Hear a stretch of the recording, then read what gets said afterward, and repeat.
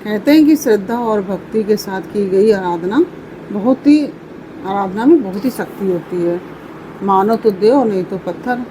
अगर आप पत्थर को भी अगर मानो तो देव है, नहीं तो वो पत्थर की साधारण मूर्ति है, और आप पूजो तो वो देवता हो जाती है।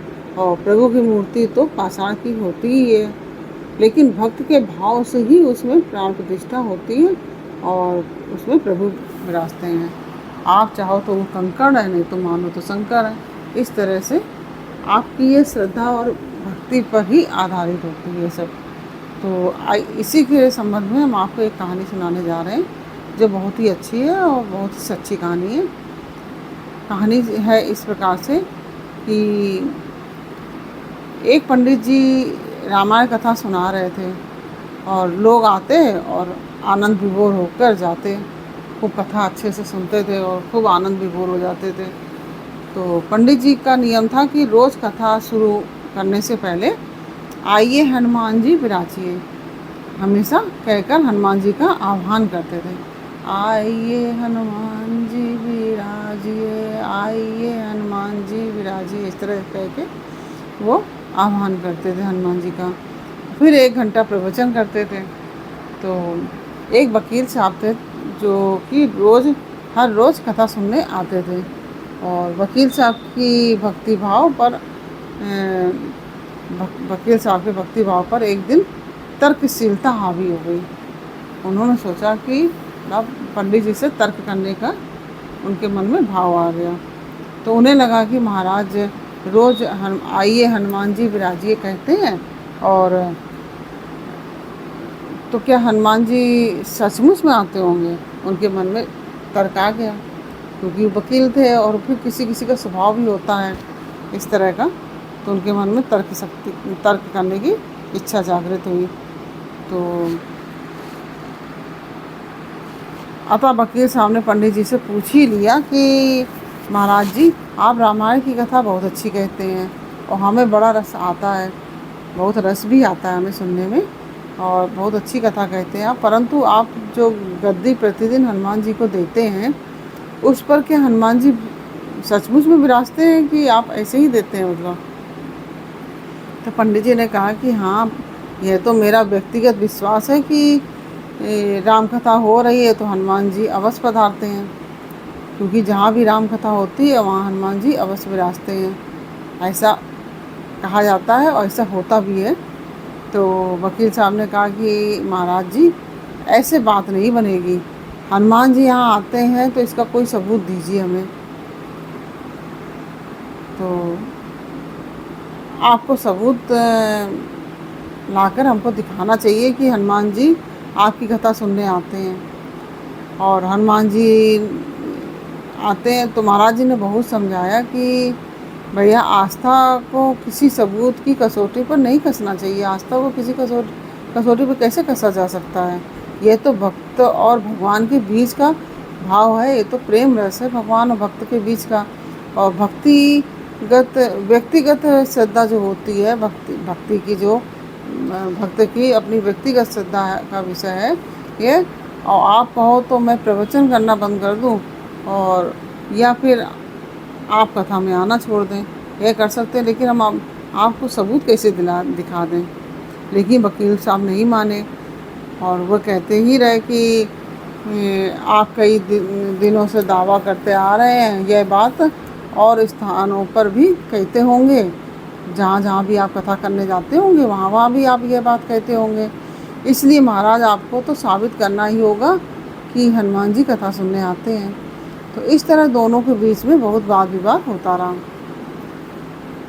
तो जब मौखिक संघर्ष बहुत बढ़ गया, तब हार कर पंडित जी ने वकील साहब से कहा कि ठीक है। पंडित जी महाराज ने वकील साहब से कहा, ठीक है, हनुमान जी हैं या नहीं है इसका सबूत कल दिखाऊंगा। कल कथा शुरू हो तब आप इसका प्रयोग करूंगा। जिस गद्दी पर मैं हनुमान जी को विराजित होने को कहता हूँ, और आप उस गद्दी को अपने घर ले जाना और कल अपने साथ ही उस गद्दी को लेकर आना, ऐसा पंडित जी ने वकील साहब से कहा। और मैं कल गद्दी यहाँ रखूँगा, और मैं पहले से कथा से पहले जब हनुमान जी को बुलाऊंगा, फिर आप गद्दी ऊंची उठाना।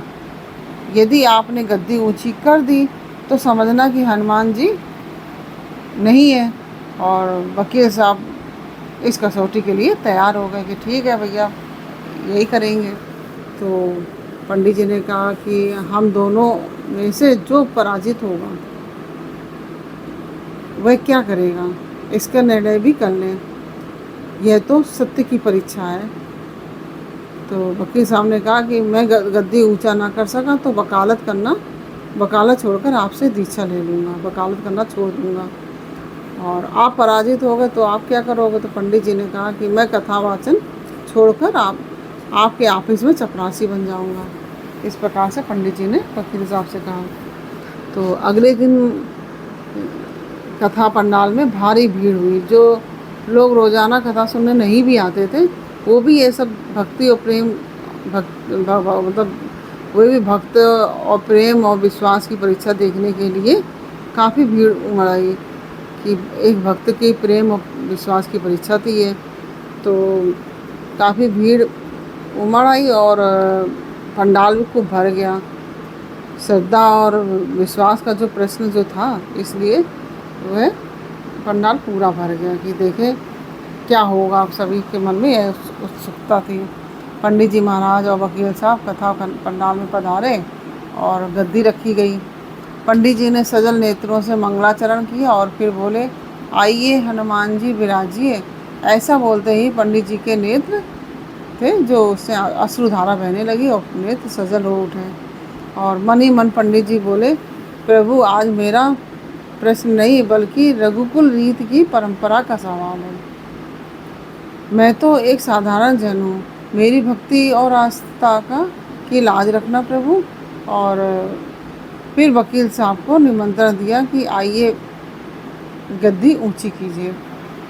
तो लोगों की आंखें उस गद्दी की तरफ जम गई।